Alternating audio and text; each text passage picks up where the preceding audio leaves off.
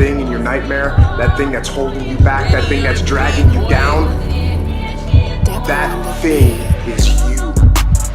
You will not outwork me. And the whole gig is just a giant hustle. That's all it is. Life is just a hustle. That's all life is. One giant hustle. Alright, good morning. I hope everybody is either having or had, I don't know when this video is going to come out exactly, but a good 4th weekend. We've got the trailer on the truck, as you can see, kind of. Trust me, it's back there. And we are going to take Percy to Randy's shop to do some changes on it today in preparation to take this thing testing in Darlington. Now when we get to Darlington, if everything goes smooth, we should be testing in Darlington this coming Saturday. Then we hope to be able to finally run some numbers for y'all. Hopefully we've got some things changed and sorted out. We will see what happens. Either way we'll definitely be able to go some laps like last time. We're just hoping this time we can actually go a lot faster than we have been. So I got something to show y'all. We're gonna get over here, get this car unloaded and get it on the lift and everything, and then we'll go over what we're doing today.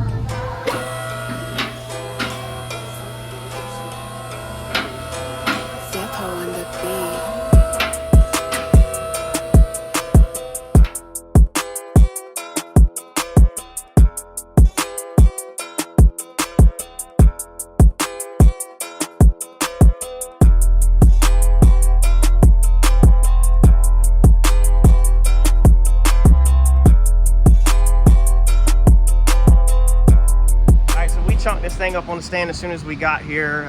Daniel's over here giving me a hand today, helping me get this out. We've pretty much got everything where it's ready to come out. Figured I would just show y'all underneath the car real fast. We've already pulled they're over there somewhere, our headers off, our collectors off. Got the drive shaft out, got the torque converter undone, got everything undone. We're gonna lower the car here in a second, sit the transmission on a cart, wiggle it off, and then lift it back up. But let me show you under the car real fast in case you're new to the channel and you haven't ever seen. Pardon all the fan noise. We are in a active body shop today and there's lots of fans going, so you're gonna have to bear with me on the noise. It is what it is.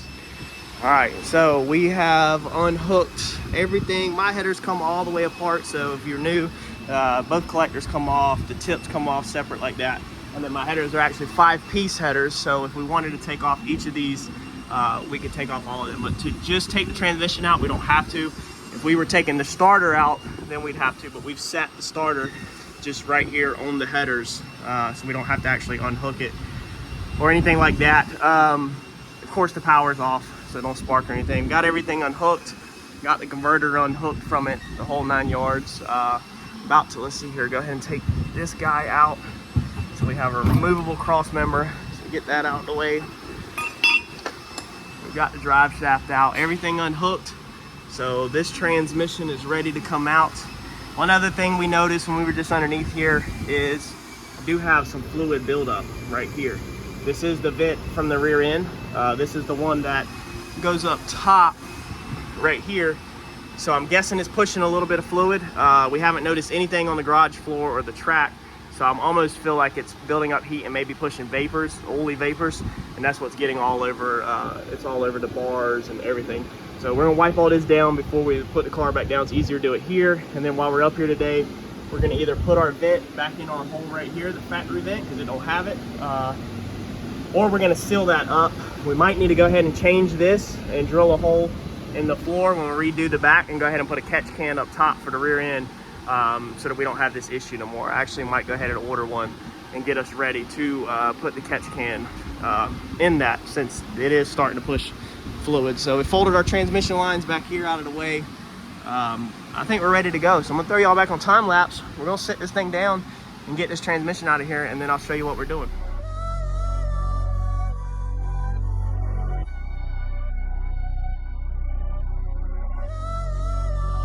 Heck yeah, let it be.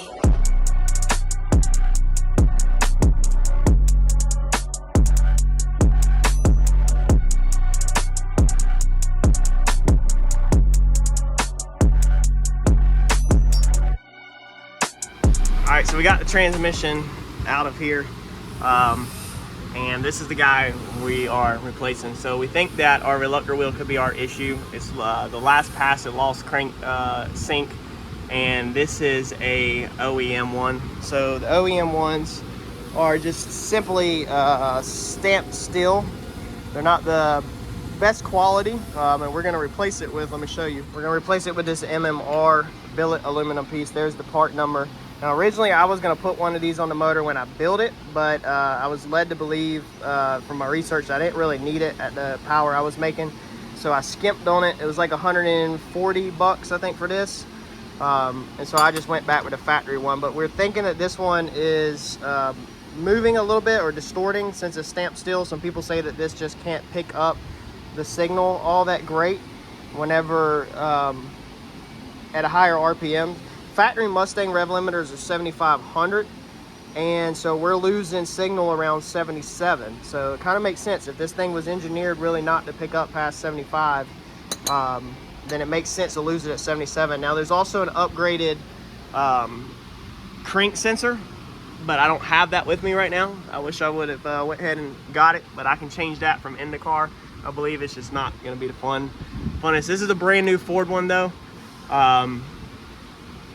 that I put in here originally. So to change this, you would have to take the bolt out up here and then change it from the top, which I can take the firewall out to get to it. I just didn't replace it because it's also a upgraded Ford piece. So I'm curious to see what our fix is. But yeah, I don't have no billet rear main seal or nothing like that. So I'm hoping that this is the answer to it and this fixes it.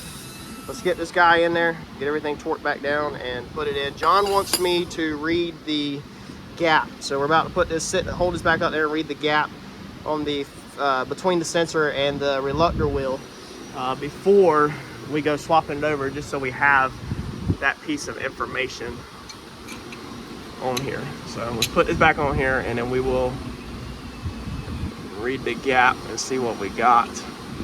That way we can give Mr. Turbo John that piece of info. So another thing that Daniel just noticed also is if you look right here at the pickup, this one is higher than this one. So this one is the same thickness as that, whereas this right here where it's missing is actually a little bit higher. So I'm guessing that helps with the pickup, you know, somewhat. We just measured the clearances on the factory one. So we are gonna put this one in. I'm gonna check the clearances on this one just out of curiosity. All right, so before I put this back in, I figured just go show if anybody's new to the channel. And when we originally put all this in, this Turbo 400 against this Coyote, we went over all the details. So if you go back and you look, but if anybody is wondering exactly what flywheel is in there, there's some part numbers that might help you out. I bought it from a company out of Florida. Now, of course, my converter also gets the adapter on it to adapt, you know, from the Turbo 400 to the Ford motor. But yeah, that's what the setup is. Just in case you're new to the channel, we're gonna get all this put back together and torque these ARP. We are using ARP bolts. Torque all this stuff back down to spec. All right, so we got all this torque down. For anybody that's watching this and might be curious, 70 foot-pounds. I called ARP. ARP does not sell a bolt kit for the Coyote. Circle D sells one claiming for the Coyote, which I'm pretty sure where I got this from, and it's the same as the modular motors, so they just renamed it. But ARP actually does not list flex plate bolts for Coyote. They only list them for the flywheel.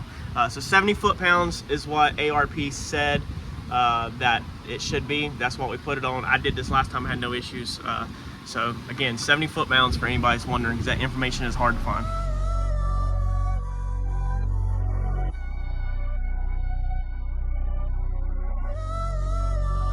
Heck yeah, let it be.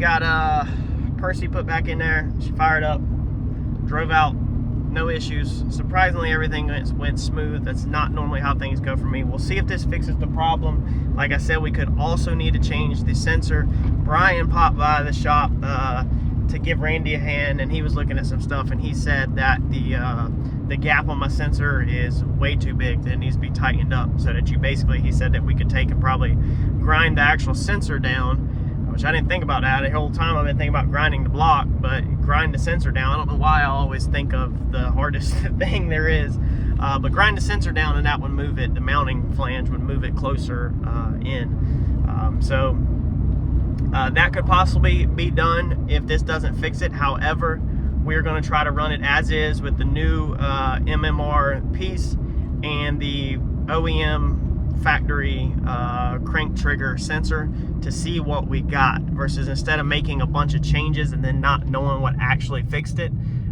We're going to do one thing at a time. We're not going to change a bunch of stuff at once. So we've changed the billet wheel. We'll see how that does and if that fixes or improves anything, and then if it don't, we'll move on to changing the sensor and see if that's our fix. That way everybody will know that follows the channel what the car was doing and what actually fixes it. So it's gonna be a wrap for this video. Hope everybody has a good 4th. Click the like button as a small thank you, and I'll catch y'all on the next one. And huge shout out to Daniel again for coming by and giving me a hand today. Thanks, y'all.